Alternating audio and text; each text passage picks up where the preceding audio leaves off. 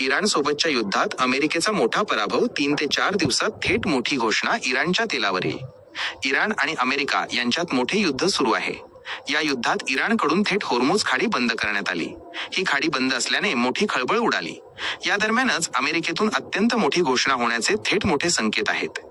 Iran आणि America युद्धात जग संकटात आहे. इराणकडून होर्मुझ खाडी बंद करण्यात आली. ही खाडी बंद असल्याने तेलाची आयात आणि निर्यात सर्व काही थांबले. जागतिक बाजारात तेलाच्या किमती वाढत आहेत. कच्च्या तेलाच्या किमती नियंत्रणात ठेवण्याकरिता मोठे प्रयत्न अमेरिकेकडून केले जात आहेत. यासोबतच होर्मुझ खाडी सुरक्षित करण्याकरिता अमेरिका प्रयत्न करत आहे. पण अमेरिकेला अजिबातच यश मिळत नाही. होर्मुझ खाडी बंद असल्याने अनेक देश जैरीस आले. युद्धामध्ये काहीही संबंध नसताना मोठा फटका जगाला बसत आहे. इराण आणि अमेरिका युद्ध थांबवावे अशी मागणी केली जात आहे. या दरम्यान आता होर्मुझ खाडीबद्दल अत्यंत मोठी अपडेट पुढे येताना दिसत आहे. अमेरिकेचे ऊर्जा सचिव ख्रिस राईट यांनी सध्याच्या परिस्थितीवर मोठे विधान केले.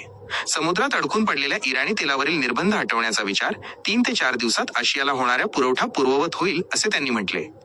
ख्रिस राईट यांनी म्हटले की अमेरिका लवकरच समुद्रातील टँकरमध्ये अडकलेल्या इराणच्या तेलावरील निर्बंध उठवू शकते.